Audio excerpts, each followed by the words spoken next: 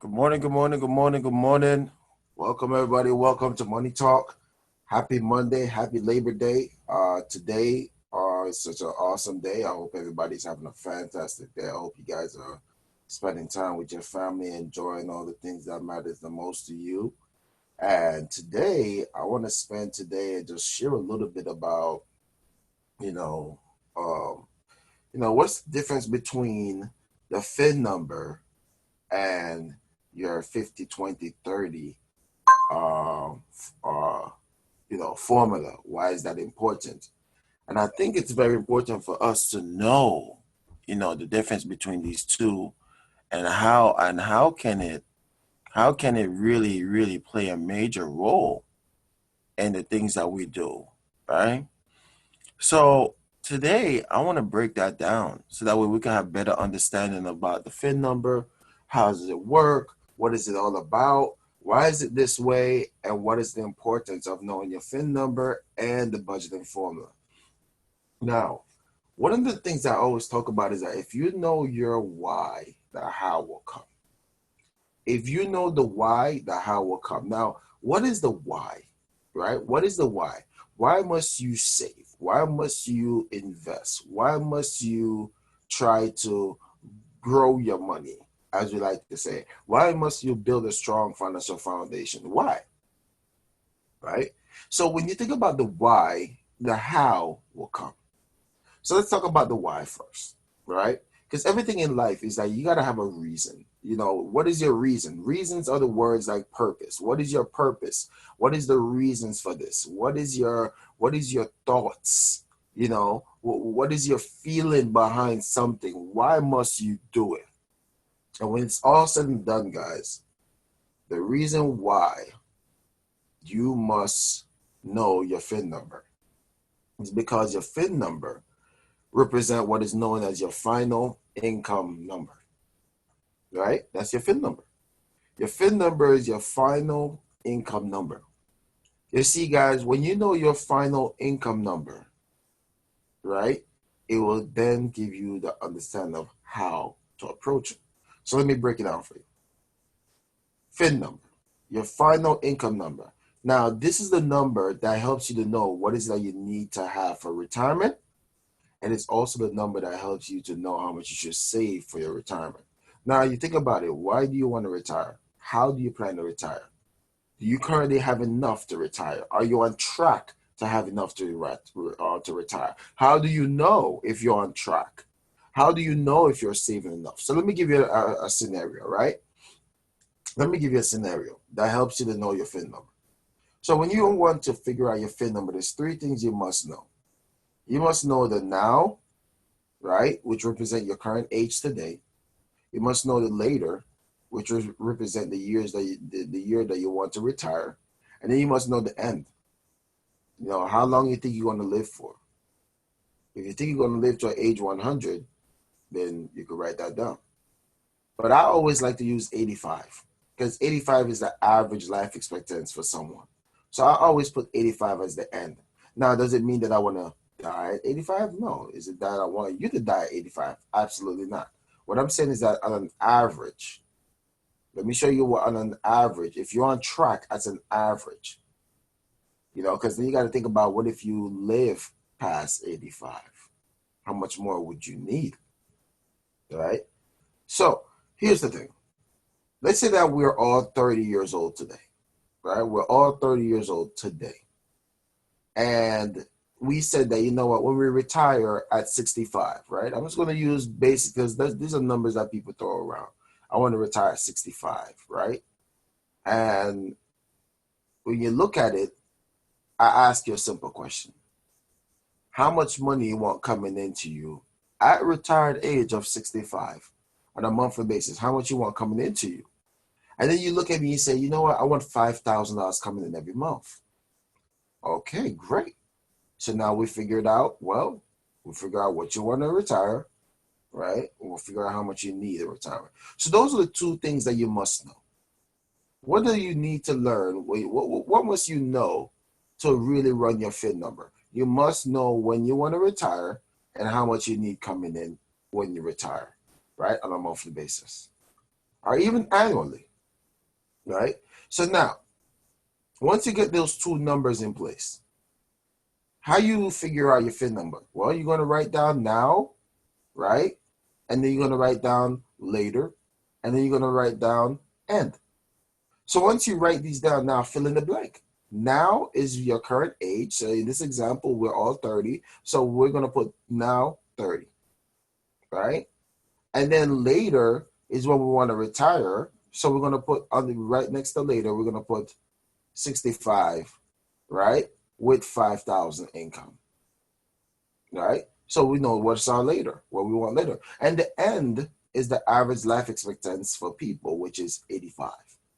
So now we figure out that numbers, right? We fill in the blanks. Now, how do we do the math, right? How we do the math?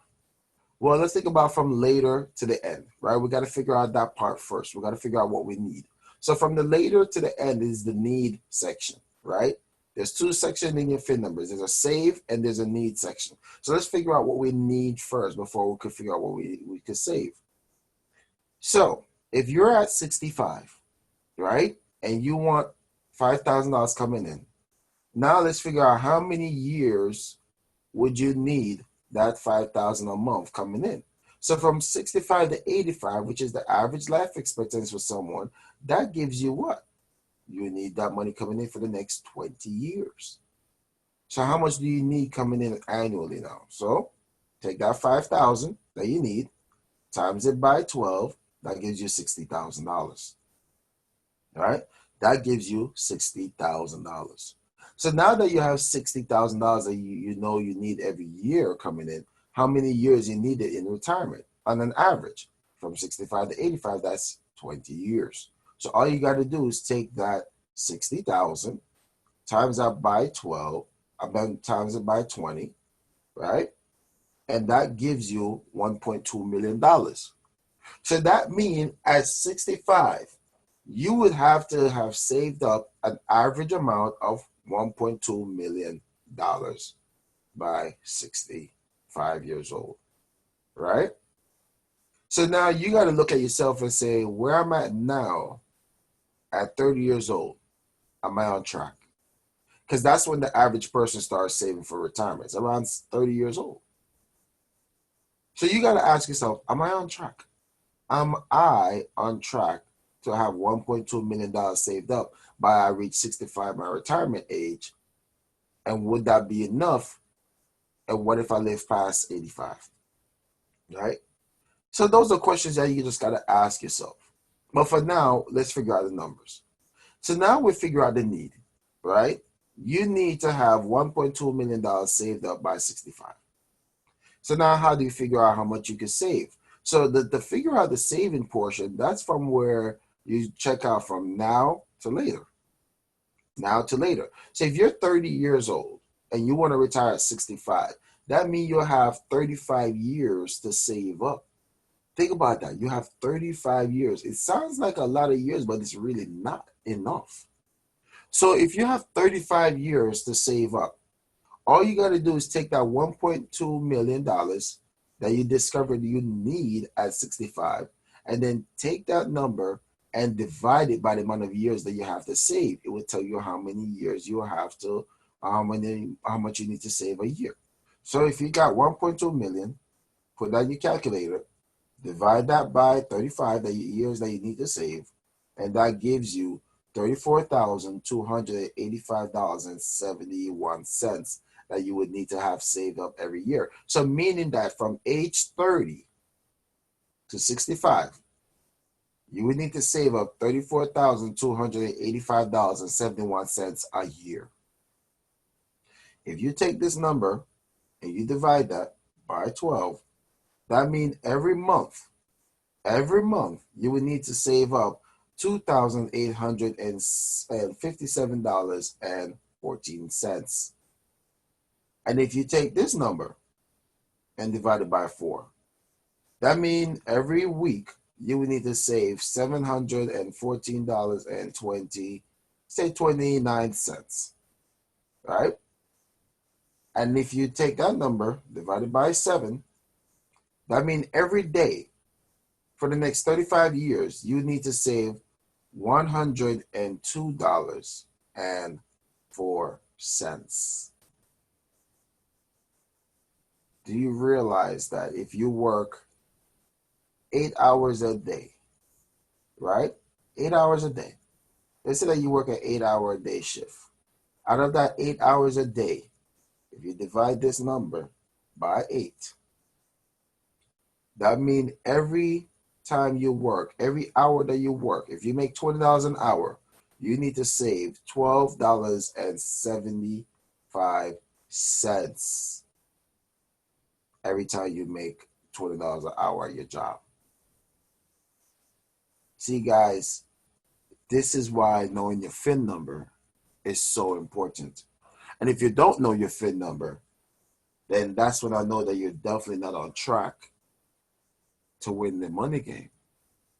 You're not on track. So now, why is the FIN number and the 50-20-30 formula go hand to hand? It's because the FIN number is your why. Why must you save? It's so that you can have enough for retirement. But how do you save now? This is where you figure out the how. The how is to live on a budget. That's the how.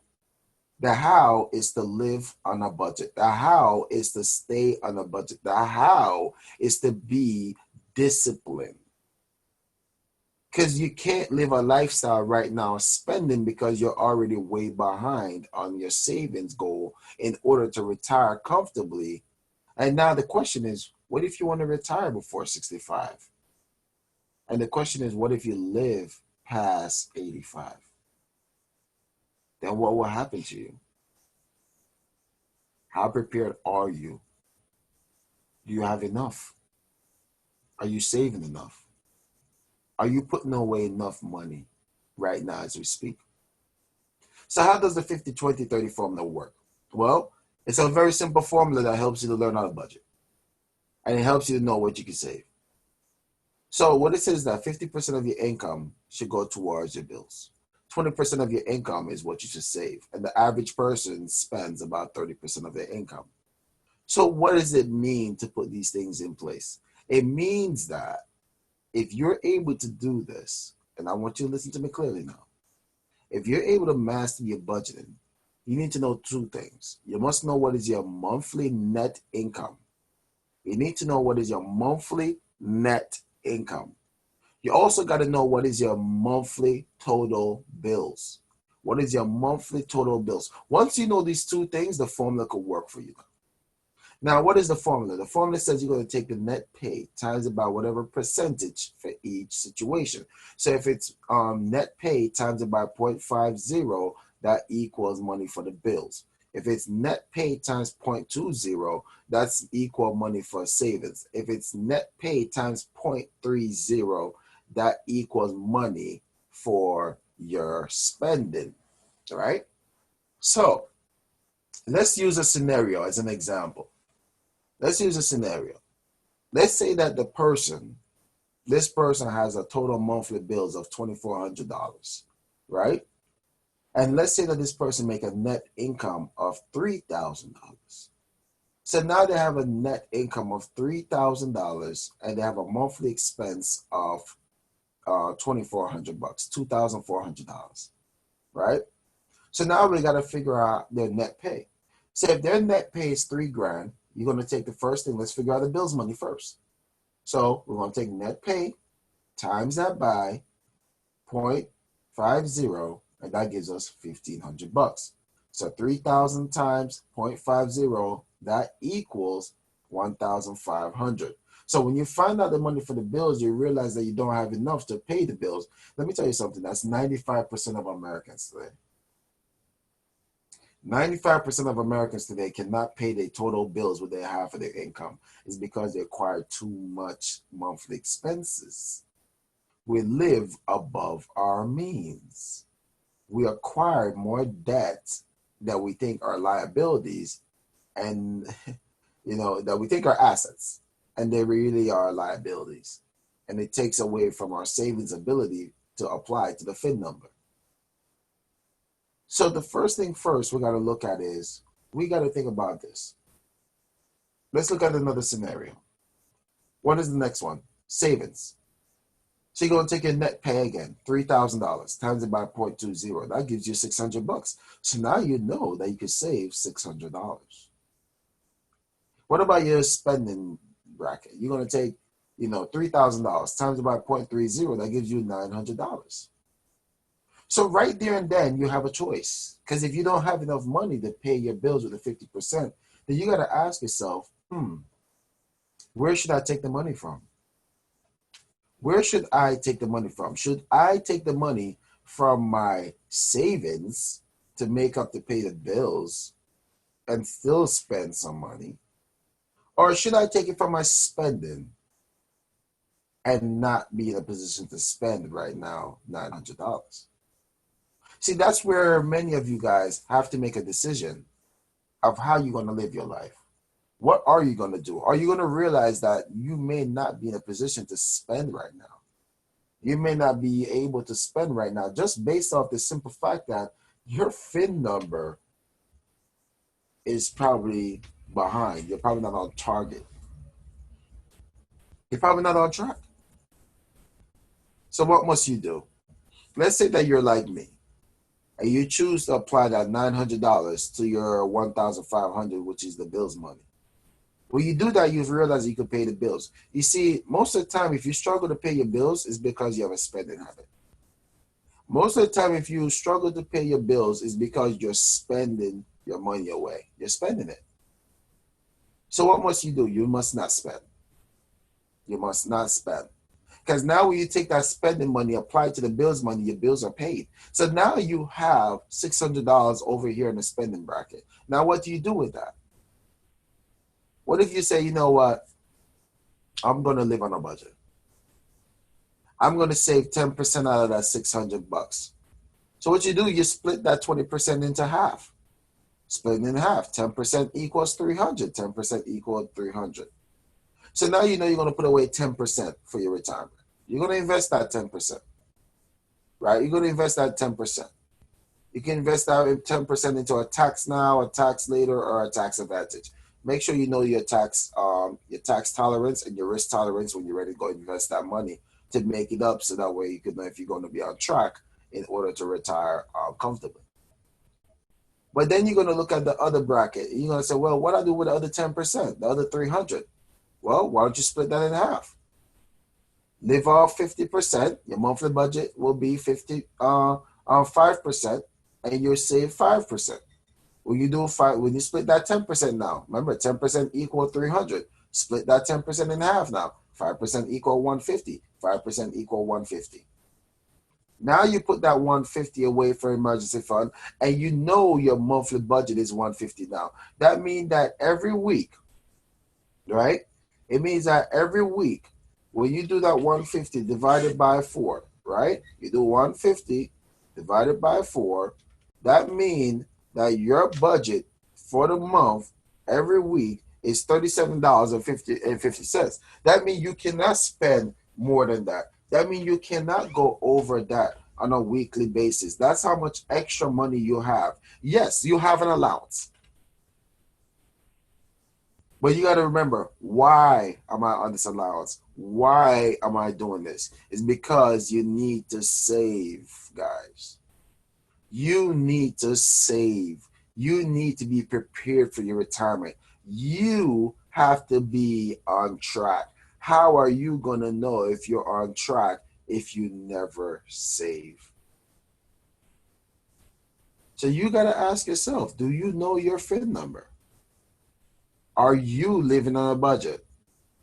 Are you living below your means? Are you living within your means? Are you living below your means? Within or below? What are you doing? You got to learn how to make these decisions, guys.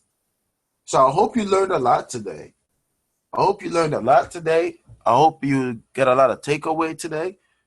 And that's why I want to encourage you guys not only to come and learn more about how money works and have these money talks, but I want to encourage you guys to also come. I want you guys to come down and learn some more. Just so you know, every Monday, Wednesday, and Friday and Sunday, at 10 a.m. Eastern Time and 12 p.m. Eastern Time and 6 p.m. Eastern Time, we host a money talk. You could dial for audio access. Just call 646-568-7788 and enter our meeting ID 739-226-2726. Or you could go straight on Zoom and join our meeting. Use the meeting ID 739-226-2726 and enter the password capital B SHYNAZ. Once again, you can enter the password capital B SHYNAZ, right? So that way you guys can have your access to there. Another thing that we also provide, just so you know, we also provide workshops, right? If you want to come and learn, right, definitely get in touch with us. Every day we provide workshops. We provide workshops all throughout the day. Monday through Friday, we provide workshops. We have workshops at every Monday through Friday. We have them at 11 a.m. Pacific Time, 1 p.m. Central Time, and 2 p.m. Eastern Time. These workshops are taking place every Monday through Friday. We also have workshops in the evenings. We have workshops at 7 p.m. Central Time, 8 p.m. Eastern Time, right? And on Wednesdays, we have them at 8 p.m. Eastern Time as well, right? Monday through Friday, we have these workshops.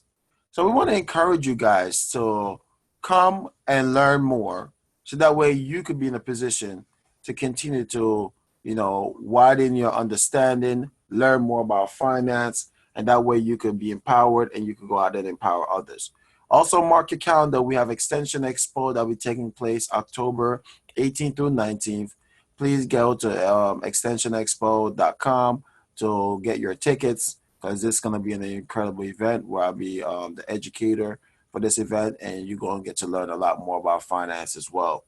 So, guys, I definitely look forward to you guys learning more. And until then, my name is Keyon Corniffe, also, being called Mr. Finance. And I just want to remind you that you are one decision away from changing your future for the better. So always remember that the choice is always yours. Thank you for tuning in. Until next time, I see you guys. Bye-bye.